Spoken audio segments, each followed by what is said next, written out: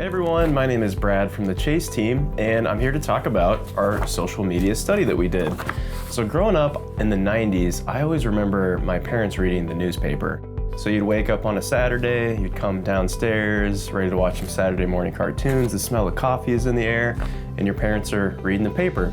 And kind of a fun tradition that I do with my kid now, who's 2 years old, every Saturday morning, we'll go hit a coffee shop and we'll read the paper. And that's just kind of a fun way for me to nostalgically remember my past and bring that kind of tradition to my own kids' memories now. Something really struck me back in June 2024 when I was reading the paper, and I saw a story about how the US Surgeon General had called to put a mental health warning on social media apps.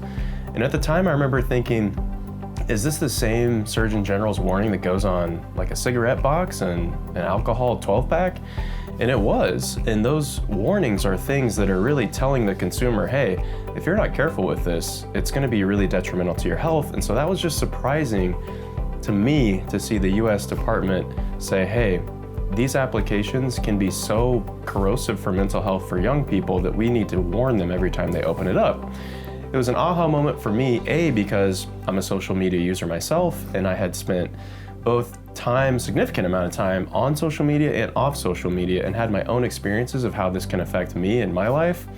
But also, as someone who's a leader in an organization that has just a really huge investment in the health and well-being of young people across Kansas, we always want to make sure that we have a voice in this, that we're listening to what's going on in the world and in the state and doing something about it. So we gathered the team together in 2024, and we decided to launch our first ever study. It was called the Chase Social Media Balance Study. And we just put out the call within our own Families Together network and said, hey, does anybody want to participate in this? And we got about 20 people to complete the study. And it was structured in a really, really simple way. The idea was just to, over a 1 month period, reduce your screen time by 30 minutes on average per week as it relates to social media. So we weren't asking people to stop listening to podcasts or stop taking their college courses online. There are certain ways that screen time can be healthy and beneficial, and we'll talk about that in our modules as well. But the idea really was, hey, if even the Surgeon General is saying that this could be corrosive or harmful for mental health, what would happen if we reduced it?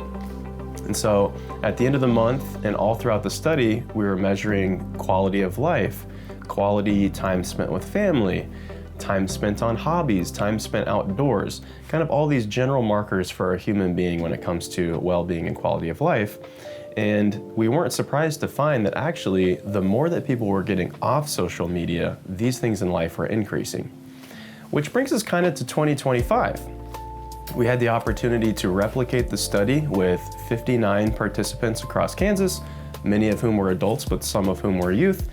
And we were able to leverage some funding from the Kansas Department of Aging and Disability Services to make this happen. So that's really what this video module series is about. It's taking an honest look at what are the positive, healthy ways we can use these apps.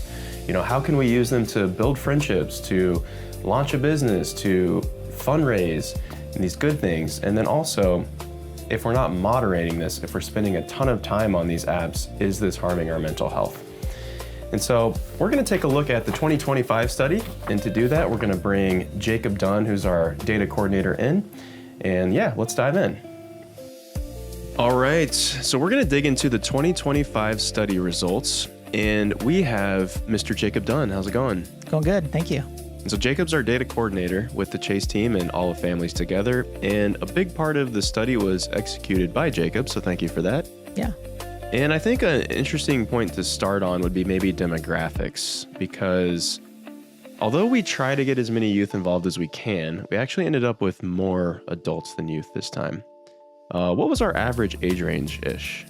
Our average age range was mostly parents who were in their middle-aged era, and so adults in their late 30s and around the early mid-40s.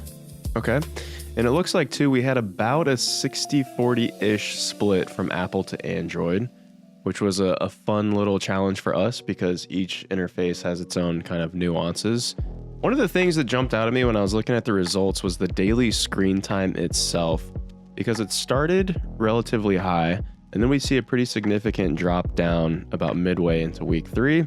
And then it kind of starts to creep up to a more leveled off place for weeks 4 and 5. What do you chalk that up to? Yeah. So one common note or comment that we got from participants at the end of the study was that they didn't realize how much time they were spending on their screens. So, and a lot of these individuals had never even opened their screen time app or tracked it before. And so what I gather is that a lot of these people, week 1 shows just how people had normally been living their lives, right? And then week 2 shows kind of their response after seeing their average screen time, right? And so that's kind of what I understand that to mean is a lot of people were just surprised and then we're like, oh, okay, I'm gonna make a change here now. That makes sense. So if I'm just the average person, I'm not usually looking at my screen time, and yet I jump into this study and I realize, whoa, I'm actually spending more time than I thought. Then in week 2, there would be more of a drastic decline. And then eventually kind of the discipline of all of it is going to kick in and you have to try to keep it down. So that makes sense why there's a steep decline first and then kind of crept back up. All right, the next thing I wanted to look at was just overall, relationships between things like family and friends and community, which is something that we were really trying to gauge. So what would you say were some of the big key findings in terms of this category? Yeah, so most people spend a lot of time with their family. And again, note and remember the demographics of this study, right? This is mostly middle-aged adults, mostly parents. So a lot of time was spent with family, as we saw, but there was not a lot of time spent with friends or with those in the community. And so it does seem like there is a lot of family time being had and spent together, but there is not a lot of social contact outside of that, usually. Yeah, and we were also trying to measure quality time because, for example, I live with my family. I live with my wife, my 2 kids. That can sometimes be just cohabitating if we're all sitting in a circle scrolling on phones versus quality time. So preparing a meal together, actually conversing, getting to know each other relationally with depth. And so that was a big piece of the study too. Like, yes, you're going to be around your family and friends, but is that quality time? For sure. Yeah. All right, next we had extracurriculars. So time spent outdoors, which we know is really important for human health. And then also time spent on hobbies and exercising. What do we learn there? Yeah, so things actually didn't change too much. On the second week of the study, we did see an increase in time spent outdoors and things like that. And I think that may likely be due to the fact that it was Labor Day during that week. And so we saw kind of a small distortion there, right? And beyond that, there actually was not a whole lot of change in time spent outdoors or exercising or things like that. And so it remained pretty steady besides week 2. Okay. All right. And then next up, we wanted to talk about overall well-being. And so keep in mind too that these are changes, but incremental changes, because we only studied this for a month.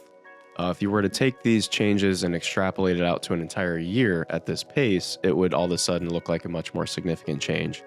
But it does appear to me that reduction in social media screen time did lead to higher feelings of overall life satisfaction, positive mental health outcomes, and more positive physical health. Is that accurate? Yeah, for sure. And so we'll dig into that a little bit more later too. But in general, on average, if we take everyone who participated in the study and just averaged out all of their self-reports of well-being, it did slightly increase across all measures. Okay. One of the really interesting things that we measured this year that we didn't last year are going to be correlations found amongst people who have reduced screen time. About 61% of the participants actually actively reduced their screen time. And those people who are reporting these things about positive mental health, life satisfaction, that kind of stuff, we took a deeper dive into some of the correlations. So if you want to hang on to this, that might be helpful to reference. But what are some of the things that we found out? Screen time was negatively correlated with mental health. Or in other words, individuals who spent more time on screens reported worse mental health on average. Similarly, screen time was negatively correlated with overall life satisfaction as well. Individuals who spent more time on screens were also more likely to report lower overall life satisfaction. And then lastly, those who reported higher screen time also reported feeling less connected to family members. So again, there are 2 ways to think about this information. And for these 3 variables, again, those who made an effort to decrease their screen time and had a lower screen time over the course of the study reported that their outcomes like mental health connection to family were better. And then again, those on average who had higher screen time, regardless of whether they changed it or not, those who had higher screen time did report worse outcomes than those who had lower outcomes there. Okay.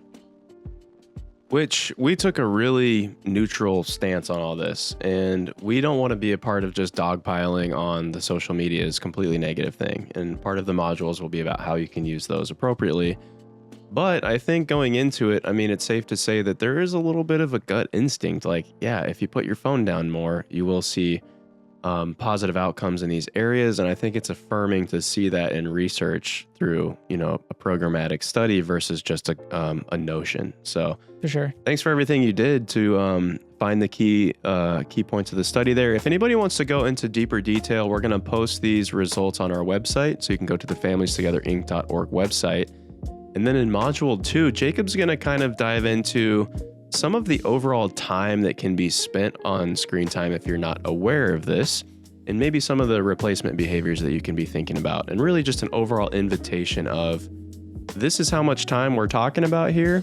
How can we spend that time in better ways? So stay tuned for module 2.